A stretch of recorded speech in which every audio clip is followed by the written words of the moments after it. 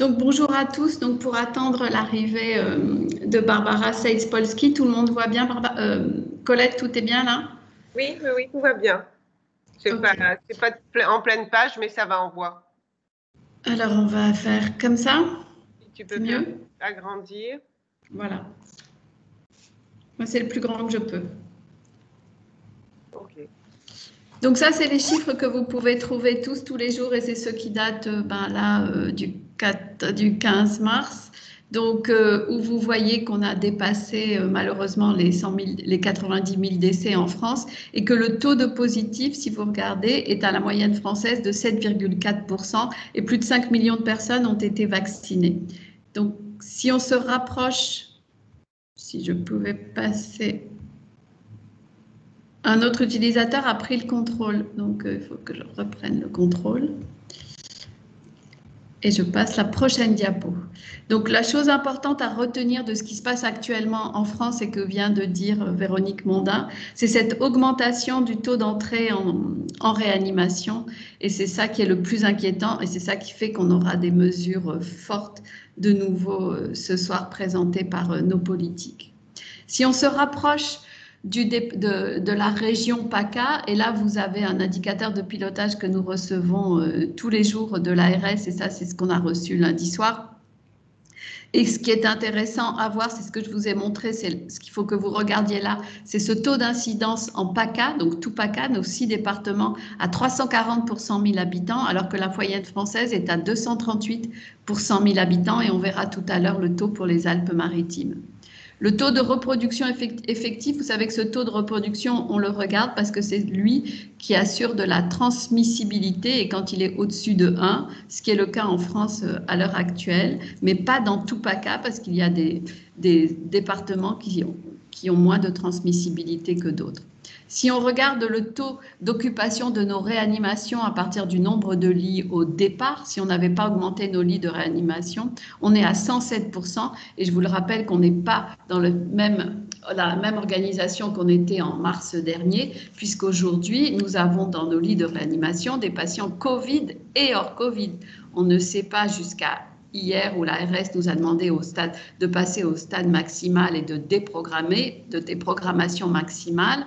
Les patients traités aujourd'hui sont à la fois les patients Covid et hors Covid, donc c'est pour ça qu'on dépasse le 100% et qu'on doit ouvrir chaque jour des lits supplémentaires en réanimation. Donc, le taux de positivité en France, il était à 7,4, vous l'avez là. Il est en tout PACA à 8,5% de taux de positif avec les tests PCR ou antigéniques. Si on se rapproche des Alpes-Maritimes, et c'est ce que vous avez là, donc avec un taux d'incidence en PACA à 340 pour 100 000, on est à 468, donc presque 2 fois l'incidence française. Mais pour mémoire, je vous rappelle ici que le taux d'incidence était à 617 au 28 février, c'est-à-dire il y a un peu plus de 15 jours. Ce qu'il faut noter pour le taux d'incidence est quand même assez proportionnel au taux de dépistage. Or, au mois de février, on était à plus de 6 000 dépistages sur 7 jours et pour 100 000 habitants, alors qu'aujourd'hui, on est à 1000 de moins, on est à 5300. Par contre, ce qui est fidèle et qui ne tient pas compte du taux de dépistage, c'est le taux de positivité. Et vous voyez qu'on est bien supérieur au pourcentage français, moyenne française, 7,4, 8,3 pour PACA et 9,2 pour le 0,6. On a quand même baissé de 1%.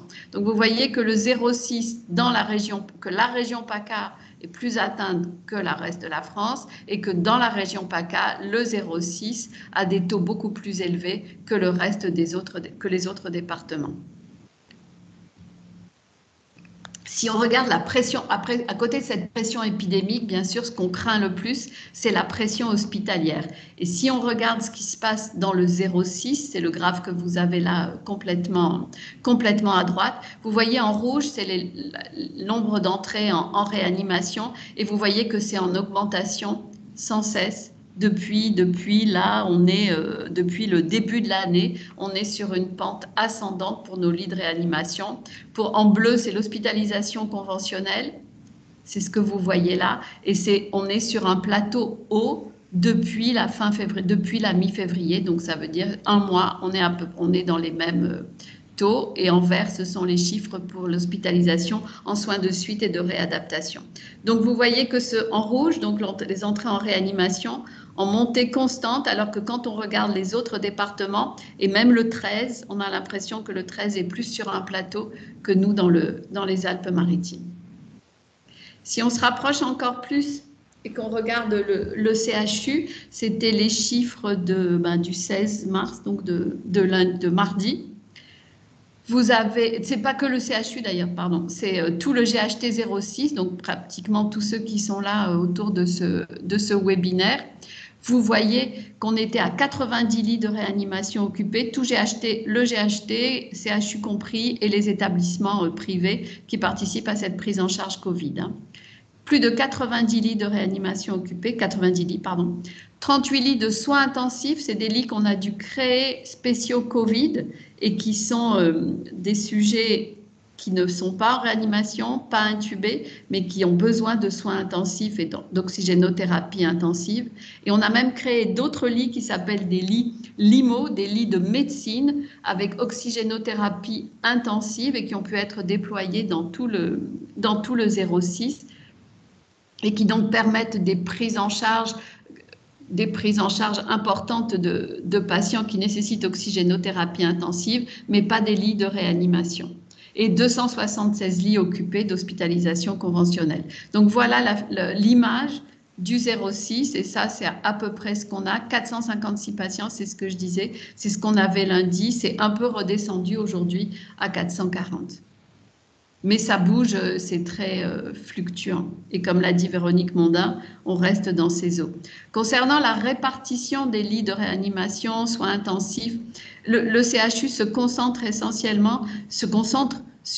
prend sa part surtout sur les lits de réanimation et soins intensifs, et tout le reste du département est très impliqué, notamment dans les lits d'hospitalisation complète, et depuis quelques semaines sur ces lits de médecine avec traitement optiflow, oxygénothérapie intensive. Si vous voyez arriver Barbara, je m'arrêterai. Intéressant à noter pour les hospitalisations, et c'est surtout ce taux de positivité qui bouge aujourd'hui selon l'âge et avec le rôle très important de la vaccination, c'est ce que disait Véronique, et où on voit, vous regardez ici, vous avez en vert, c'est ce qu'on voit baisser depuis le début du mois de mars, c'est le taux de positivité, on a vu qu'il était à presque 10% dans le 06, dans les Alpes-Maritimes, il baisse, et il se rapproche de 8% pour les personnes de plus de 80 ans qui ont été celles ciblées prioritaires dans la première vague de vaccination. Donc ça, c'est très encourageant et très en faveur de la vaccination. Et en foncé, ce sont les plus de 65 ans. Et ça correspond complètement à ce qu'on voit en termes d'hospitalisation, puisque pareil, les plus de 75 ans sont ici décrits et qu'on voit que depuis début mars, le taux d'hospitalisation des plus de 75 ans a tendance à baisser. Donc là, c'est encore en faveur de la vaccination. Les variants, ça vous intéresse tous. Donc, vous avez vu qu'à côté du variant anglais, et où on sait maintenant que les vaccins, aussi bien les vaccins ARN que le vaccin AstraZeneca est efficace, qu'à côté du variant sud-africain, où on sait que les vaccins, notamment ARNA, sont efficaces, bien qu'un peu moins... Pardon. Barbara vient de se connecter, donc je m'arrêterai juste à la fin de cela.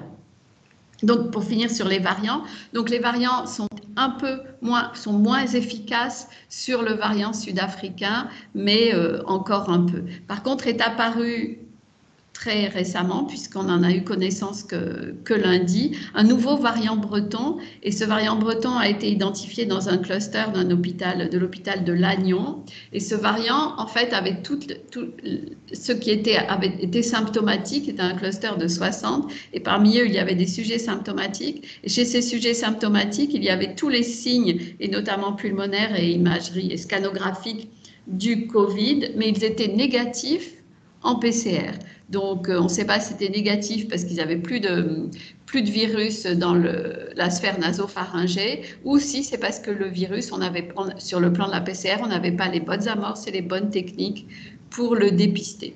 Vous voyez là les chiffres de mi-février de la virologie du CHU de Nice. En orange, le variant anglais. Et vous voyez qu'il a pris la place sur le bleu, qui était le variant ancestral.